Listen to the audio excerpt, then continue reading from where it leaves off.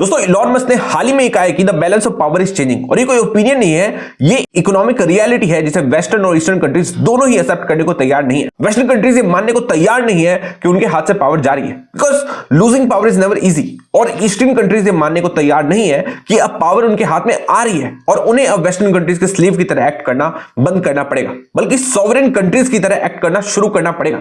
Elon Musk का यह बयान किसी आइडियोलॉजी पर नहीं, प्योर फैक्चुअल डेटा पर बेस्ड है। This is data driven reality, और ये जिस डेटा की इलॉन मस्क बात कर रहे हैं वो मैं आज आपको इस वीडियो में दिखाने वाला हूं, इसलिए पूरी वीडियो को ध्यान से देखना। ये डेटा साफ बताता है कि चाइना और इंडिया आज दुनिया के सबसे बड़े ग्रोथ इंजन्स बन चुके हैं। चाइना और इंडिया दोनों मिलकर करीब 43.6% ग्लोबल रियल जीडीपी ग्रोथ में कंट्रीब्यूट करें, almost half of the world's growth from just 2 countries. आप समझ सकते हो कितनी बड़ी बात है ये हमारे देश के लिए। दुनिया के लगभग आधी इकोनॉमिक ग्रोथ सिर्फ 2 कंट्री से आ रही है, और उसमें से एक कंट्री हमारी है। और इसलिए इलॉन मस्क का ये स्टेटमेंट और ये डेटा आपके लिए समझना बहुत ज्यादा जरूरी हो जाता है। इस वीडियो में मैं आपको बताने वाला हूं कि क्यों अब हमें वेस्टर्न कंट्रीज की तरफ देखना धीरे धीरे बंद करना चाहिए, और क्यों हमें अपने अंदर देखना चाहिए, अपने देश की स्ट्रेंथ पर विश्वास करना चाहिए। पूरी वीडियो को ध्यान से देखना, सारी चीजें क्लियर करने वाला हूं। दोस्तों मेरा नाम आशुतोष, आप देख रहे हैं द ग्लोबल रिपोर्ट। दोस्तों जब हम ग्लोबल पावर की बात करते हैं तो लोग अक्सर मिलिट्री स्ट्रेंथ या पॉलिटिकल डोमिनेंस की बात करते हैं, लेकिन आज की दुनिया में असल पावर आती है इकोनॉमी से, बिकॉज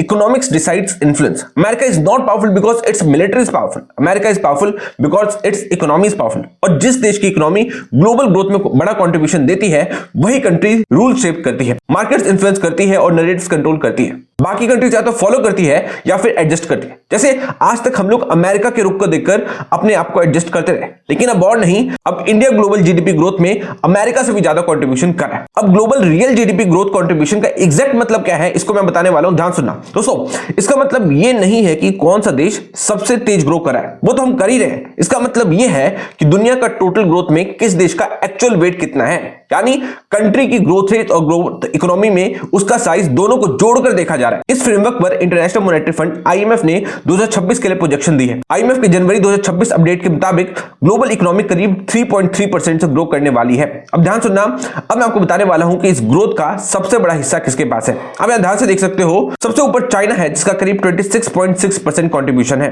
दूसरे नंबर पर इंडिया है, करीब 17% कंट्रीब्यूशन है। तीसरे नंबर पर यूनाइटेड स्टेट्स करीब 9.9% कंट्रीब्यूशन है। यानी चाइना और इंडिया दोनों मिलकर दुनिया की टोटल ग्रोथ का करीब 43.6% कंट्रीब्यूट करें। That's almost half of the world's growth. और अगर पूरे एशिया पैसिफिक रीजन को देखें तो ये शेयर लगभग 50% तक पहुंच जाता है। मतलब साफ है, ग्लोबल ग्रोथ का इंजन अब वेस्ट नहीं है, the engine has shifted eastward. अब सवाल ये उठता है कि चाइना और इंडिया ही क्यों?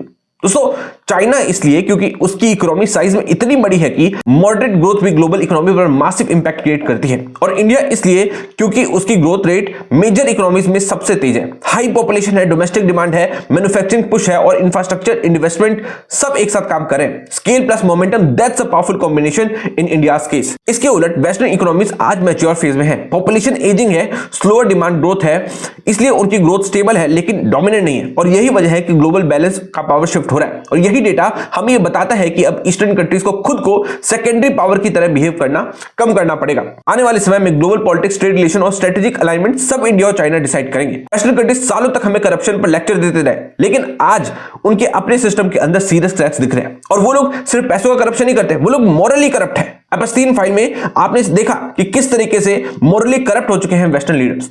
मिलता हूं आपसे नेक्स्ट वीडियो में। जय हिंद, वंदे मातरम।